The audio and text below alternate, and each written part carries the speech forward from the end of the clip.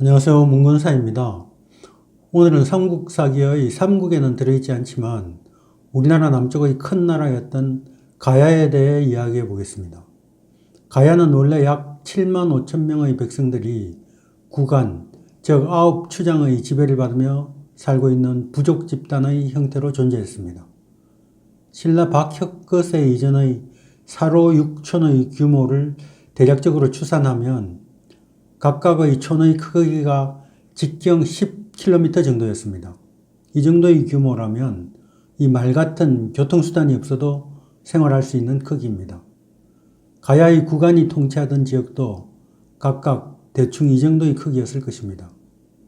이 가야 지역에 중앙아시아를 지배했던 흉노 세력이 도래합니다. 바로 김수로왕 세력이었습니다. 그런데 왜 하필이면 가야 지역이었을까요?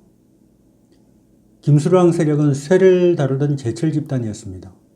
현대는 이 철을 다루는 사람들이 노동자들이지만 고대 사회에서는 돌에서 철을 뽑아내는 기술은 최첨단 하이테크 기술이었습니다. 당연히 이 기술은 지배 계급 안에서만 전승되었습니다. 김수로 집단은 가야 지역이 제철이 가능한 지역이라는 것을 알고 있었습니다. 어쩌다 보니 가야에 온 것이 아니라 정확히 가야를 목표로 하여 이주해 왔던 것입니다. 이 가야의 왕들은 철로 만들어진 각종 갑옷, 또 말가춤과 함께 철정이라고 불리는 등위 쇠를 자신의 무덤에 가지고 가서 함께 묻혔습니다. 이 쇠는 철의 제국 가야를 대표하는 힘이었습니다. 우리는 이 한자 금금자를 금금이라고 읽지 않고 쇠금이라고 읽습니다. 쇠는 금보다 더 중요한 소재였을 수 있습니다.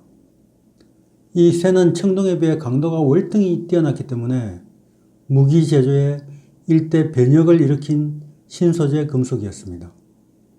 신라 역시 흉노의 후손이 도래하여 권력을 장악한 나라입니다. 밥그릇으로 중국은 사기그릇을, 일본은 나무그릇을 주로 썼습니다. 그런데 신라는 밥그릇을 청동으로 만들어 썼습니다. 지금까지 알려진 것에 따르면 청동으로 식기를 만들어 쓴 민족은 세계적으로 우리 민족밖에는 없습니다. 이 신라의 유물 중에는 놋그릇이 많이 발견되는데 이 놋그릇은 구리와 주석의 합금으로 만든 청동기입니다. 식기의 재료로 놋쇠를 사용했다는 것은 쇠를 다루는 기술이 뛰어나고 또 저렴한 비용으로 대량 생산이 가능했음을 보여주는 것입니다. 이처럼 가야 지역과 서라벌 지역에 도착한 흉노는 쇠를 다루는 제철 세력이었습니다. 이 흉노라고 하면 언뜻 우리와 비슷한 외모를 생각하기 쉬운데 흉노 중에는 유럽인도 있고 몽골리언도 있고 또 그들의 혼혈인도 있었습니다. 그런데 흉노의 주류는 현재의 서양인 계열의 사람들입니다. 흉노는 일종의 민족 복합체라고 할 수 있습니다.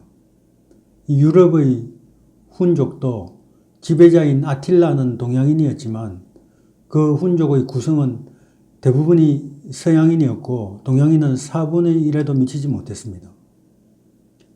이 신라의 귀족 여성들이 아름다웠던 것은 그녀들이 아리안적 혈통과 몽골리언 혈통이 섞인 혼혈인들이었기 때문이 아닌가 하는 추측도 있습니다. 이 가야 지역에는 비슷한 시기에 세 개의 집단이 도착합니다. 김수로의 흉노 세력과 캄차카 반도를 떠나온 석탈의 세력, 김수로 왕의 왕비가 된 허황우 세력이 그들입니다. 이 세 집단의 특징은 배를 타고 이동했다는 것입니다. 첫 번째는 김수로 집단입니다.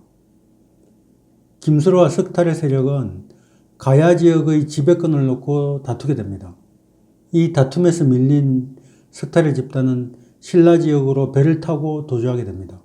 이때 김수로가 500척의 함선을 동원하여 석탈해를 추격했다는 기록이 있습니다.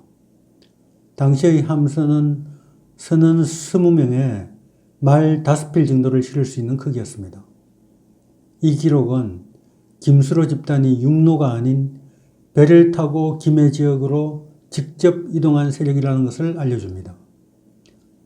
당시 한반도의 북쪽에는 아주 강력한 국가인 고구려, 한강유역에는 백제, 그리고 지금의 전라도 일대에는 마한이라는 강력한 무력을 가진 정치 집단이 존재했습니다.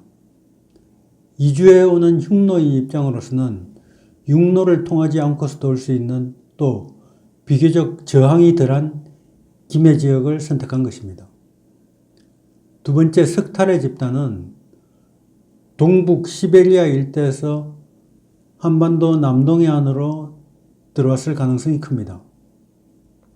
석탈해가 외국 동북쪽 천리에서 왔다는 기록은 그가 캄차카 반도 출신일 가능성을 시사해 주는 것입니다. 이 처음 가야 지역에 도착했다가 후일 신라로 이동한 이 석탈의 집단은 신라와 가야를 적대적 관계로 만드는 데 일조한 집단입니다. 같은 흉노 계열이지만은 김일제의 후손인 김알지를 신라에 받아준 사람이 석탈해였습니다. 세 번째 집단은 허황우 일행입니다. 가야 수로왕비 허황우의 동생인 장유화상의 영정에는 월지국에서 온 가락국 장유대화상이라고 쓰여 있습니다.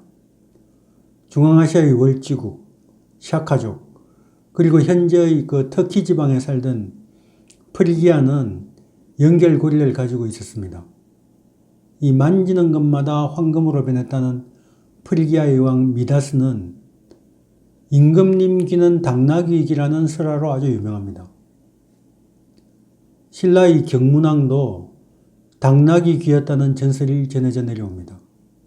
이 경문왕 설화는 프리기아의 미다스 왕의 설화와 구조가 똑같습니다. 중앙아시아의 허황우 집단 역시 배를 타고 가야 지역으로 이동해 왔습니다. 이 허황우가 타고 온 배를 돌려보낼 때 뱃사공과 녹군 합쳐서 15명에게 각각 식량으로 쌀 10섬과 비단 30필을 하사해서 본국으로 돌아가게 합니다. 이 각각이니까 쌀이 총 150섬과 비단 450필입니다. 이 필은 명주실로 짠 비단 종류의 한 단을 세는 단위입니다. 무명일 경우에는 통이라고 구별하였습니다. 이처럼 해양을 항해하는 실력이 뛰어난 세력들의 집단이 모인 것이 가야입니다.